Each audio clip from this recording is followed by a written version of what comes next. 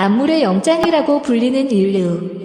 과학기술이 극치로 발달하고 우주까지도 넘보고 있지만 아직까지 우리들의 지식으로는 미래의 일을 알 수 있는 방법은 없다. 그럼에도 불구하고 인류는 불가능한 도전을 꾸준히 해왔다.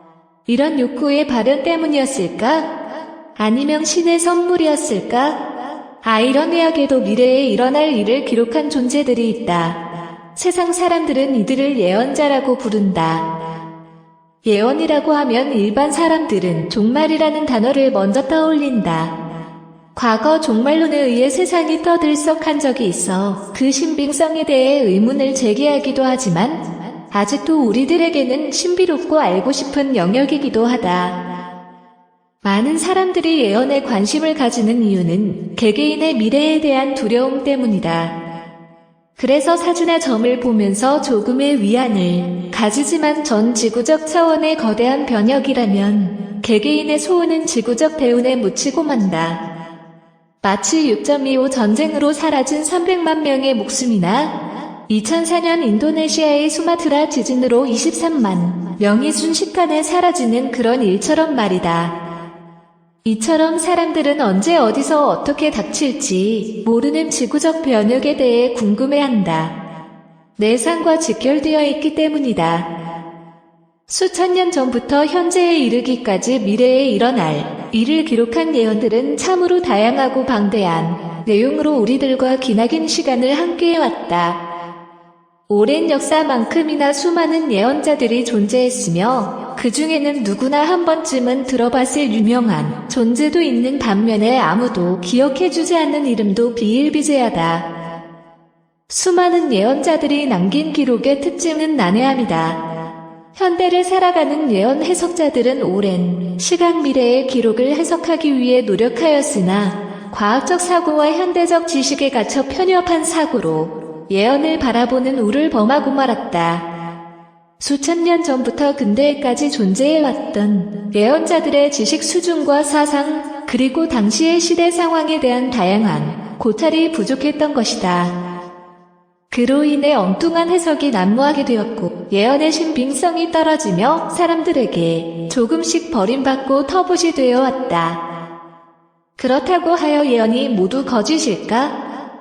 전 세계에 퍼져있는 방대한 내용의 예언들을 살펴보면 연관성이 없는 별개의 이야기를 자신만의 필체로 미래를 그리고 있는 듯 보인다.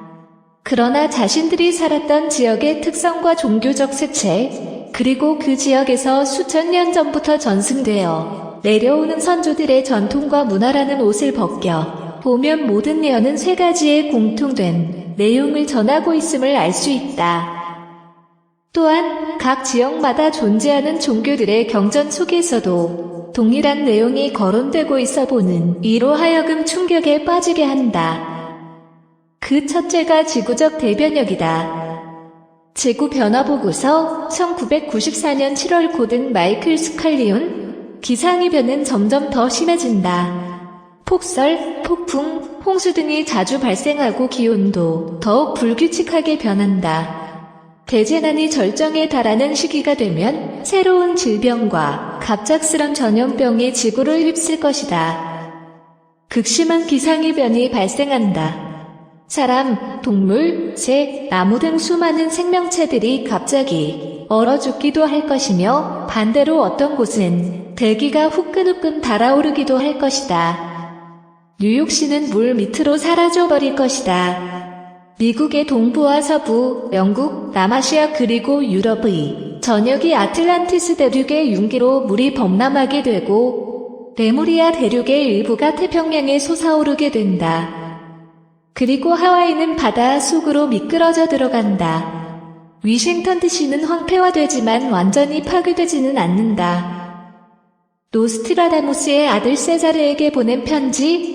세계는 전 우주적인 대재난이 일어나기 전에 대홍수가 일어날 것이다. 그래서 물에 덮이지 않는 땅이 거의 없게 될 것이다. 대홍수는 상당한 기간 지속될 것이며 특정한 인종과 특정한 지방을 제외한 모든 것이 소멸될 것이다. 에드가 케이시, 일본의 대부분은 바다 속으로 침몰하지 않을 수 없습니다. 유럽의 북부는 눈 깜짝할 사이에 변화될 것입니다.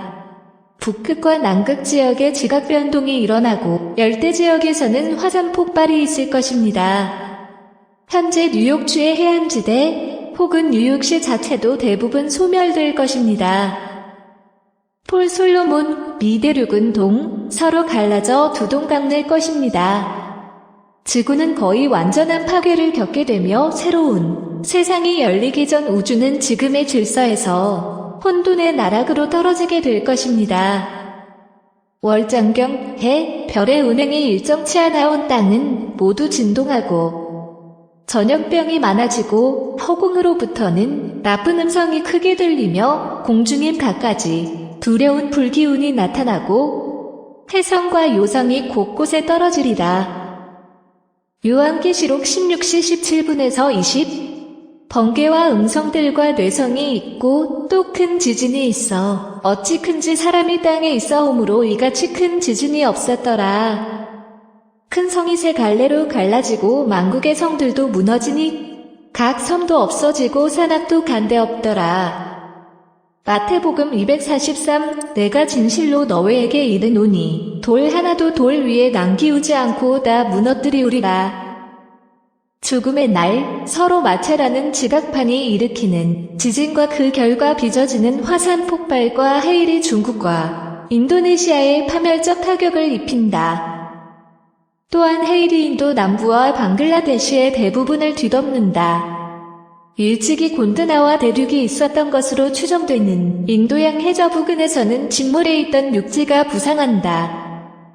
커다란 해진과 지진이 일어나는데 이로 인해 하와이와 뉴질랜드의 대격변이 일어나고 일본이 침몰된다.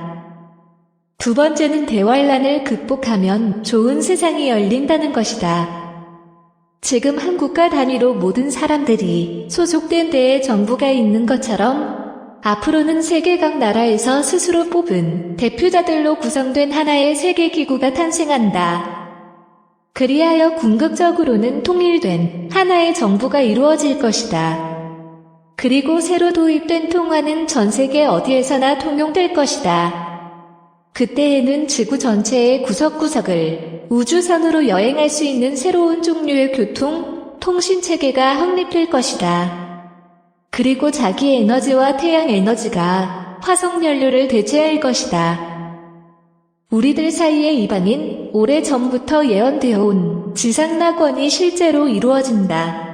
과학기술의 진보라는 외면도 중요하지만 인간이 자신의 내면 세계에 대한 성찰을 하기 때문에 미래는 인간의 영혼이 고도로 진보하는 시대가 될 것이다. 맑고 깨끗하고 오존층 파괴도 더 이상 일어나지 않는다. 또한 사람은 냉난방과 채광이 자동으로 조절되는 일종의 생명막으로 덮인 원형의 둥근 돔, 방구형 모양의 집에서 살아간다. 자동차는 사라지게 되고 대신 바퀴 없이 소음을 내지 않고 땅에서 움직이는 담배 모양의 기다란 새로운 형태의 대중교통수단이 나타난다. 스칼리온 미르카생경 그때에는 이 세상의 백성이 골고루 잘 살아서 차별이 없으며 또한 그때의 국토는 평탄하고 고르며 거울처럼 말쑥하고 깨끗하며 또 사람의 수명이 극히 길고 모든 병환이 없어서 여자는 500세가 된 연후에 시집을 가느니라. 남사고 사람마다 모두 돌을 통하여 빼어난 경지에 다다르니 이 세상은 맑고 투명한 유리세계로 되는구나.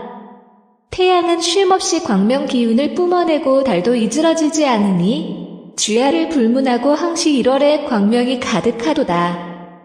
사람들은 근심 걱정이 전혀 없고 불로불사의 영춘에서 살아가는도다. 그리고 마지막은 이 환란을 극복할 수 있는 방법에 관련된 내용이다. 몇 개의 예언을 살펴봤지만 대단히 거대한 변혁이 아니고서는 이들의 예언이 성립될 수 없을 것이다. 과연 이들의 예언이 실제 이루어질까? 그리고 이런 변혁이 일어날 수밖에 없는 원인은 무엇일까? 우리는 이 글을 통해서 수많은 예언뿐만 아니라 수천 년 전부터 인류를 제도해왔던 각 종교의 경전, 선지자들의 전언과 역사적 근거 그리고 현대 과학에서 밝혀낸 수많은 자료와 천문학 등 여러 가지 데이터를 살펴보며 다가올 일의 실체를 파헤쳐 볼 것이다. 예언의 잘못된 해석이 시대적 분위기를 타고 전 세계에 종말론을 일으켰던 사건이 있었다. 그 대표적인 예가 1999년과 2012년 지구 종말설이다. 종말론, 과거와 현재. 우선 본론으로 들어가기에 앞서 10여 년이나 지난 이야기지만 1999년에 무슨 일이 있었는지 잠시 살펴보도록 하자. 밀레니엄 버그로 인해 핵미사일이 발사되고 금융대란이 올 거라는 조금은 억지스러운 내용들은 배제하기로 한다. 그 당시 멸망설을 주도했던 예언가는 노스트라다무스였다. 1999 일곱번째 날. 하늘에서 공포의 대왕이 내려오리라. 앙골무아의 대왕이 부활하리라. 화성을 전후로 행복하게 지배하리라. 몇 줄 되지도 않는 문구 때문에 많은 사람들이 한때 두려움에 떨었던 것이다. 지금 우리들은 이 일이 해프닝으로 끝났다는 것을 알지만 조금만 고민해보면 우스운 일이었음을 확인할 수 있다. 노스트라다무스의 예언은 난해하기로 유명하다. 모든 예언 내용을 이해할 수 있도록 풀어 쓴 적이 없다는 것이다. 하물며 가장 중요하다고 할 수 있는 마지막 그날을 1999년 7월이라고 명백히 밝혀놨을까? 당연히 아닐 것이다. 예언 해석자들의 섣부른 실수가 지구촌을 시끄럽게 했던 것이다. 노스트라다무스의 살아온 삶과 지식 수준을 알게 된다면 참으로 위대한 인물임을 공감한다. 그는 12세의 라틴어, 히브리어, 그리스어 공부를 끝냈으며 고전문학, 수학, 의학, 점성술, 연금술, 동양 철학 등의 전문 분야를 습득하게 된다.